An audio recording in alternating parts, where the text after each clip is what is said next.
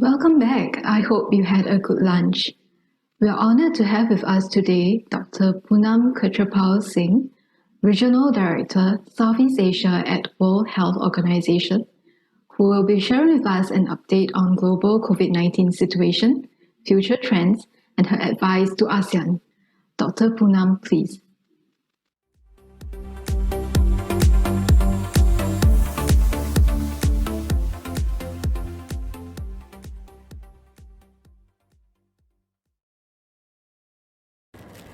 Warm greetings to all, and my sincere thanks to Hospital Management Asia for the invitation.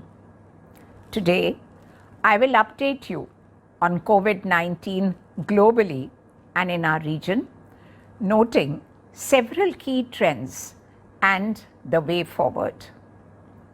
For more than 2 months now, the global caseload has been increasing, with over 4.5 million cases reported between the 30th of August and the 5th of September, bringing the cumulative number of cases globally to nearly 216 million as of the same date.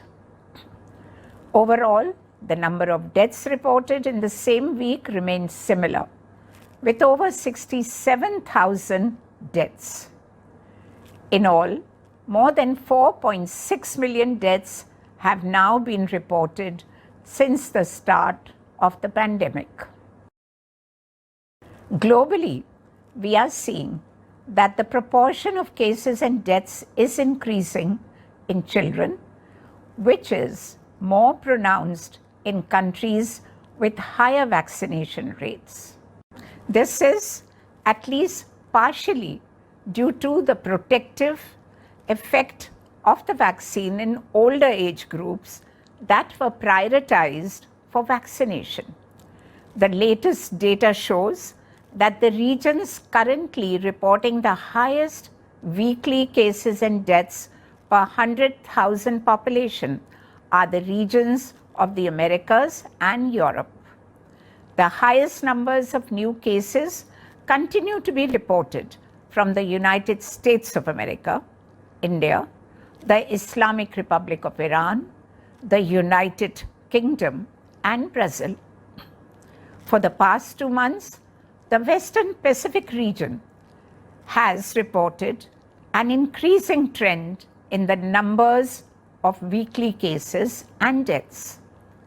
Between the 30th of August and the 5th of September, the Western Pacific reported a 7% increase in new cases and 16% increase in new deaths compared to the previous week. Nearly half of all countries in the Western Pacific region reported increases. The Southeast Asia region remains the third most affected WHO region, with 41.1 million cases as of the 5th of September. Between the 30th of August and the 5th of September, the region reported a relatively similar case incidence as compared to the previous week, with over 596,000 new cases. 3 countries reported increase of over 15%. Timor-Leste 32%, Sri Lanka 19%, and India 17%. The region reported over 14,000 new deaths, a 20% decrease compared to the previous week, largely due to the 60% of the countries in the region reporting decreases in weekly mortality. The highest numbers of new cases were reported from India, Thailand, and Indonesia. The highest numbers of new deaths were reported from Indonesia, India, and Thailand. Globally, cases of the Alpha variant have been reported in 193 countries. 141 countries have reported the Beta variant, and 91 countries have reported the Gamma variant. 170 countries have reported the Delta variant. WHO, in collaboration with national authorities, institutions, and researchers, routinely assesses if variants of SARS-CoV-2 alter transmission or disease characteristics or impact the efficacy of vaccines, therapeutics, and diagnostics, or the effectiveness of public health and social measures. Signals of potential variants of concern and variants of interest are detected and assessed based on the risk posed to global public health. As surveillance activities to detect SARS-CoV-2 variants are strengthened at national and subnational levels, including through the expansion of genomic sequencing capacities, the number of countries, areas, and territories reporting variants of concern continues to increase. This distribution should nonetheless be interpreted with due consideration of surveillance limitations, including differences in sequencing capacities and sampling strategies between countries. Based on the latest round of assessments, on the 30th of August, B.1.621 was classified as a variant of interest, and it was given the WHO label Mu. The Mu variant has a constellation of mutations that indicate potential properties of immune escape. Preliminary data presented to the Virus Evolution Working Group show a reduction in neutralization capacity of convalescent and vaccine sera similar to that seen for the Beta variant. But this needs to be confirmed by further studies. The global vaccine rollout continues. As of the 5th of September, more than 5.35 billion vaccine doses have been administered globally, around 3/4 of them in just 10 countries. COVAX has so far shipped over 251 million doses to 141 countries and economies. 40 participating countries have started their first campaign. The global failure to share vaccines equitably is fueling the pandemic. Our targets are to vaccinate at least 10% of the population of every country by September, at least 40% by the end of the year, and 70% globally by the middle of next year. These are the milestones that together we must reach. At present, vaccines are effective against severe disease caused by current variants. However, variants will continue to flourish if vaccine inequities are not addressed. The international and global community must spare no effort to increase vaccine supply for lower income countries, which can be done by removing all barriers to the scale up of manufacturing, including waiving IP, freeing up supply chains, and increasing technology transfer. In the meantime, global dose sharing must significantly increase. WHO has called for a time-limited moratorium on COVID-19 booster doses until the end of September 2021, urging all countries to ensure that all vulnerable populations receive the primary course of vaccination prior to providing boosters. Therapeutics continue to be a key tool in mitigating severe disease and death. WHO has announced the next phase in its Solidarity trial, that is Solidarity Plus, which has begun enrolling hospitalized patients to test 3 new drugs in hospitalized COVID-19 patients. These therapies were selected by an independent expert panel for their potential to reduce the risk of death in hospitalized COVID-19 patients. They are already used for other indications, including for severe malaria, certain cancers, and for diseases of the immune system, such as Crohn's disease and rheumatoid arthritis. Robust surveillance, supported by rapid diagnostics, early clinical care, and life-saving therapeutics provided by well-trained health workers, the application of public health and social measures based on epidemiological evidence. These are all vital to ending the pandemic and accelerating global recovery. So, where to from here? What do the coming months, indeed years, hold in store? Scenario modeling is a decision support tool that provides global, regional, and country perspectives.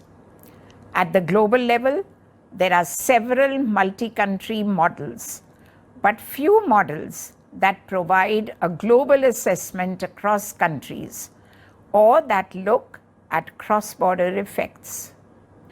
Possible COVID-19 endgame scenarios lie between 2 extremes. First, a best case, one world scenario with standard vaccines being effective against all variants of the virus and transmission control pursued country by country, assisting each other to achieve global control. Second is the worst case divided world scenario. In this scenario, multiple viral mutants emerge repeatedly with the ability to escape vaccine immunity, which only rich countries can deal with by repeatedly and rapidly manufacturing adapted vaccines for multiple rounds of population re-immunization in pursuit of national control, while the rest of the world struggles with repeated waves and ineffective vaccines. An intermediate scenario of continuous virus mutation with repeated waves entailing reactive vaccine adaptation could also occur. A few things to consider when looking at short and medium-term modeling of potential scenarios. The Delta variant has a 40-50% higher transmissibility than the Alpha variant and close to 100% higher than the original strain. Even with the population vaccination coverage of 100%, herd immunity threshold is difficult with more transmissible variants. Simulations of epidemics without Delta have indicated that existing public health and social measures would be enough to control transmission in many countries. Vaccination has been effective against disease, but is currently insufficient to bring reproduction number below 1 in most countries. Public health and social measures continue to be critical, but must be applied based on a clear understanding of risk and the threshold of mortality and morbidity being targeted by policymakers. In 2020, WHO's Health Systems Governance and Finance Department released a report on sustaining lives and livelihoods, a decision framework for calibrating social and movement measures during the COVID-19 pandemic. It was noted that decision-making should account for the impact of control measures, recognizing the interdependence of health and the economy, and the importance of high public trust in government. I leave you with two high-level observations and then a brief sketch of the way forward. My first observation is that the pandemic is a reminder of the intimate and delicate relationship between people and the planet. Any effort to make our world safer are deemed to fail unless they address the critical interface between people and pathogens and the existential threat of climate change, which is making our Earth less habitable.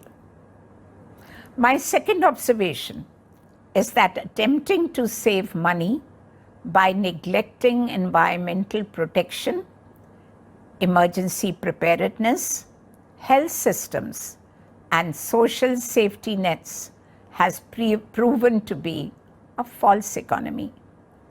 And the bill is now being paid many times over. The world cannot afford repeated disasters on the scale of COVID-19, whether they are triggered by the next pandemic or from mounting environmental damage and climate change. Going back to normal is not good enough. Building back better is essential, for which strong primary healthcare-oriented health systems are the way forward. On that note, last week, at the 74th session of the WHO Regional Committee for Southeast Asia, member states charted a bold vision of exactly what is needed to build back better essential health services to achieve universal health coverage and the health-related SDGs. I highlight 6 priorities, which are by no means exhaustive, but will give you a good idea of what is envisioned. First, mobilizing political leadership and accountability across sectors with full recognition of the need for a health and all policy approach that addresses social, economic, and environmental determinants of health and which empowers communities. Governance of the health sector in particular must be strengthened through greater oversight and engagement with the private sector and civil society organizations. Second, increasing public investments in health that are allocated towards strengthened primary healthcare services, enhanced human resources for health, and increased access to essential medical products. Since 2019, WHO has advocated that all countries globally increase spending on PHC by at least 1% of its GDP. Third, strengthening core health system elements, including service delivery and health information systems. Such systems must be disaggregated along equity stratifiers with the aim of better understanding who is missing out and why, and taking remedial action. Fourth, better integrating health emergency and disaster risk management, as well as public health emergency preparedness and response capacities with PHC services to be effective An emergency response must be embedded within existing local health structures, catering to affected communities, reducing response time, empowering local networks, and responding to on-the-ground needs as and when they arise. Fifth, leveraging the potential of traditional systems of medicine.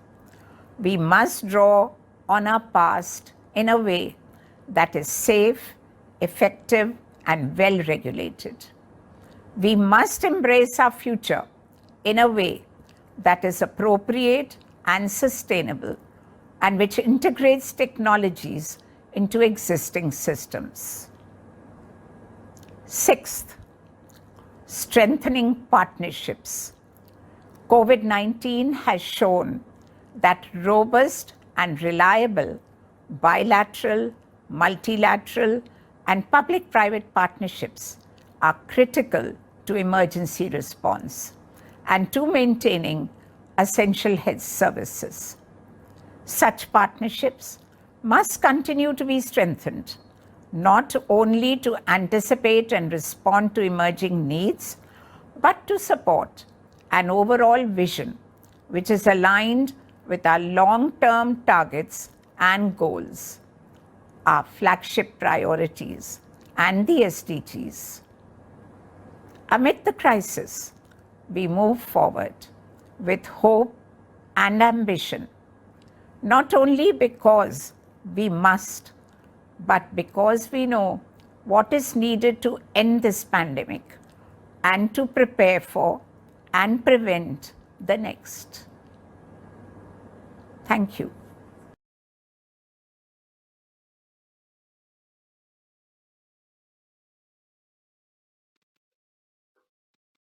Thank you, Dr. Poonam, for sharing your insights into the current COVID-19 situation.